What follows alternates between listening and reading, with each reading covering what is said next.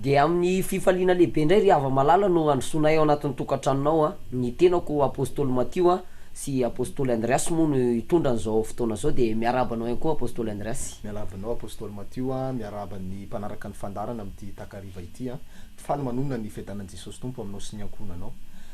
Tsy andrena tsika ngamba fa tonga de hivavaka metraka ny fotoana am-pelantan'Andriamanitra. Misaotra anao zay reo amin'ity fotoana ity mbola afahana mitoro ny teninao eto indray androany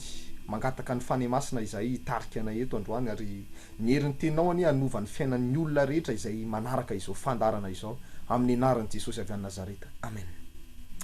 Avy hatrany moa tsika de hiditra amin'ny tenin'Andriamanitra Apôstoly de hijery ny tenin'Andriamanitra sika izay hitantsika ao amin'ny Samuela voalohany toko voalohany ny 17. Samuela voalohany toko voalohany raha isika manomboka amin'ny 17 amin'ny anaran'i Jesosy no anonantsika ny teny Soramandry de milaza hoe naterahan Samuela sy ny nanolorana azy ho an Jehova. 17. Ary rehefa nihinana sy nisotro tao silo izy dia nitsangana ana ary elim-pisorona nipetraka tamin'ny sezany teo anilan'ny tolam-baravaran'ny tempolon'i Jehova. Ary ana dia nalahelo fanahy indrindra ka nivavaka tamin'i Jehova izy sady nitomany de nitomany. Ary nivoady izy ka nanao hoe Jehova tompony maro raha mba hitsiny tokoa ny alahelo ny ankizivavinao ianao ka hatsiaro ahy ary tsy hanadino ny ankizivavinao fa nome azy ahy zazalahy dia omeko ho an Jehova kosa izy amin'ny andro rehetra iainany ka tsy ho kasikareza ny lohany. Amen. Araka zay tenin'Andriamanitra novakitsika zay no andraisantsika fampianarana. Misy vehivavy anankiray eto antsoina hoe Iana no anarany de nanambady izy antsoina hoe Elikana no anarany vadiny. Ny olana tamin'ity vehivavy ity dia momba tsy miteraka izy de vokatra zay fahamombana zay nisy tao amin'ny ana zay ry avana malala de nampirafy Elikana antsoina hoe Penina no anaran'ilay vadikely Elikana zany satria tsy nananjanaka Iana de nampirafy izy. Raha ny fomba ny olona rehefa mampirafy amin'ny fiainantsika amin'izao fotoana izao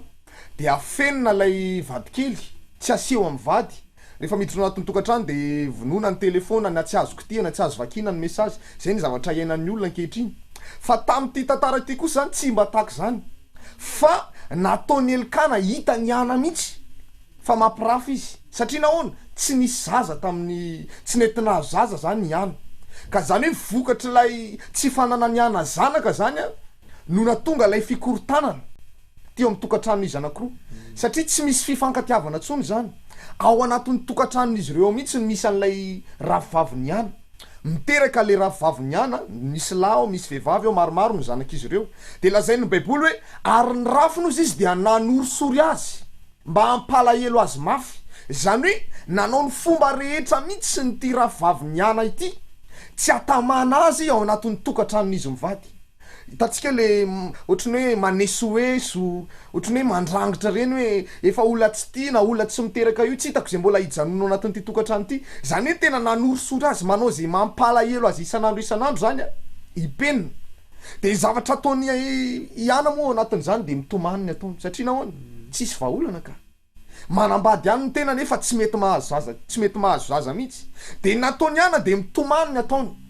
Rehefa mahita ny zanak'ilay ravivaviny izy de malahelo latsaka ny ranomasiny tsy misy mangirana mihitsy teo amin'ny fiainany satria naniry zaza fa tsy mety nahazo zaza mihitsy de tahaka zany ny ainany ty Iana ity.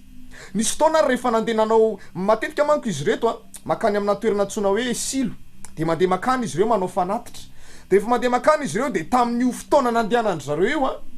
tsy Iana vadiny Elikana no entiny nandeha niseho fa lay ravivaviny satria iny zany ohatrany hoe mba ankohonana sady misy zaza ny misy vady satria menatra zany Elikana eo anatrehan'ny fianakaviana sy ny mpiaramonina rehetra sy ny olona zay manatrika eo raha ohatra ka tsy mitondra zanaka izy nefa efa mba taonany maro any ny fanambadiana sady izy koa manana ny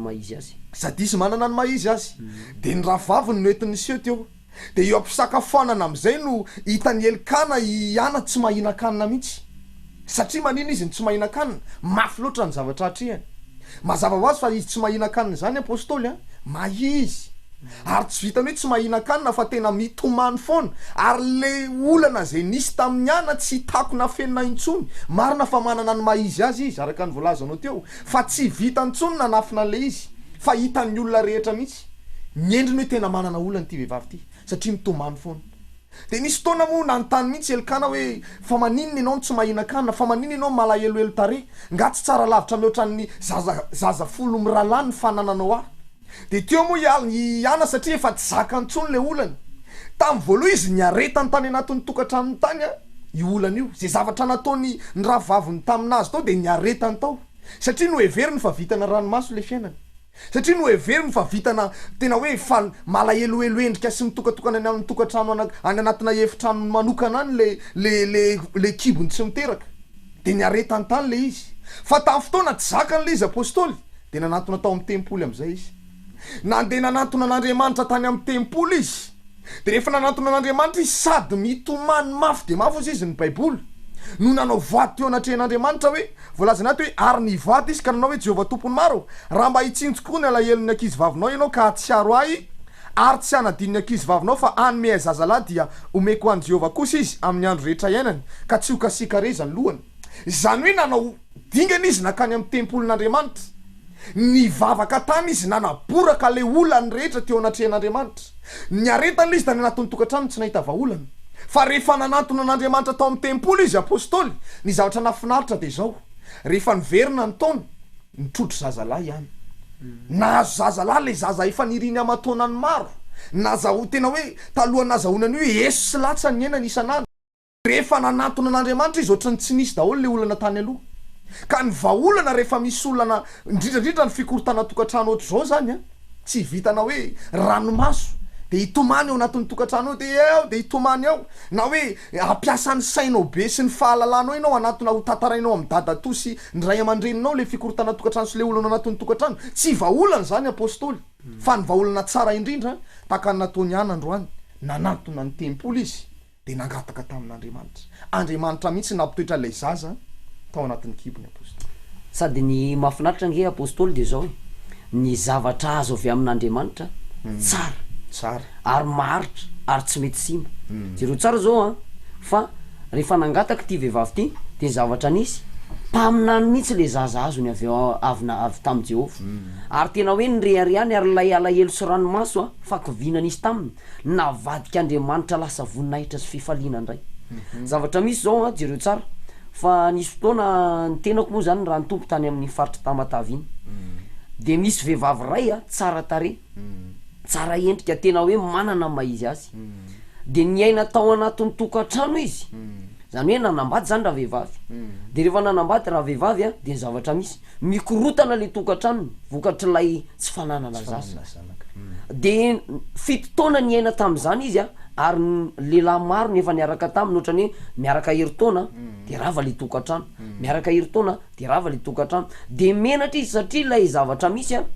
tsy takona fenina tsony lay fahambaraka fa tena mangala baraka le izy de mifindra toerana izy de mipetraka am'le toerana ray izy de mbola malaza ratsy eo amin'ny toerana io ihany koa hoe olona mikorota tokantrano olona momba olona tsy miteraka ohatran'zao fa rehefa niona izy hoe niona tamin'ny tenako zany izy hoe za apôstôly a manana problema ohatran'zao sy ohatran'zao de rehefa nanatona ny vavaka izy nanatona izy zany de natao délivrance de ny zavatra nisy apôstôly tao anatin'ny vavaka sy nanaraka fotoam-bavaka izy zany de nanaraka le délivrance traitement délivrance ny lamina tanteraka lay anabavy ary lay vady lasan'ny olona taloha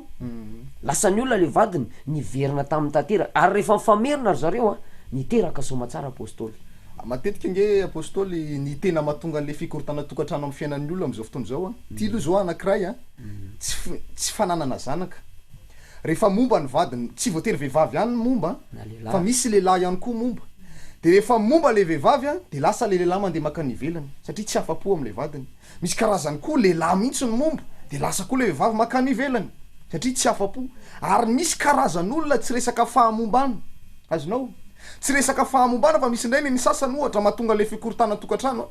ohatra hoe voafatotry ny fisotrotoka ohatra le vadiny de vokatry ny fisotrotoka iny ohatra hoe le lehilahy mamilava iny a mandeha mindram-bola etseroa de lasa le vehivavy ohatra zao misy vehivavy anakay avy any ambositra izy de mitantara ny fiainana izy hoe zao izy apôstôly tena mijaly be satria ny vady koa izy mamilava de mamilava i vady koa de mindramany vola avokoa i olona fatany io nefa izy ozy izy olona manana ny maizy azy tena zay ozy izy manana fiara manana trano tena manana ny ambiamby zay fa am'izao fotoana ietsokanao amin'ny telefônina ifampiresako aminao zao izy izy a lany andoavana trosa daholo le fananana amidy satria mindrambola any amin'ny toerana any amin'ny olona tsy fantako azy izy ny vadiko de iny le olona tonga makao anatin'ny tokantranoko a mitaky an'le trosa de za miteny tsy izangy eny nakan'io ka satria vadinao izy izy le olona nakan'le vola tsy maintsy ianao mandoa satria lehilahy amin'ny fotoana ianao mahita anazy a de mamo izy tanao le tsy afaka anaovana iny reny de vokatry zay zavatra zay zany de lasa mikorotana ny tokantranon'le olona ka betsaka ny olona ankehitriny a misy fahabangana eo amin'ny fiainany miteraka fikorotanany misy karazan'olona koa mahatonga fikorotanana eo amin'ny fiainan'ny olona indraindray ohatra le lehilahy sitomina vehivavy amina resaka ody fity na le vehivavy sitomina lehilahy amina resaka ody fity lasa ny olona any ny vadiny amam-bolana maro tsy mety tafaverina mihitsy de io zany raha anao takany ihany ianao amin'ny voaloha hoe hitomany ao anatin'ny tokantranonao ao de ataonao bongo be ao masinao de ao ianao de hitomany foana tsy anino ao anatin'ny tokantranonao tena tsy vaholana zany na hoe andeha hitaraina amin'ny dada sy mama hoe dada sy mama tsisy nininona afaka ataon'olombelona am'zany fa nita vaholana men'ny baiboly mazava tsara eto zany zao ny vaholana ho an'ny fikorotana tokantrano de ny fanatonana an'Andriamanitra rehefa manatona an'Andriamanitra manko ny olona apôstôly Andriamanitra tsy mba manda zany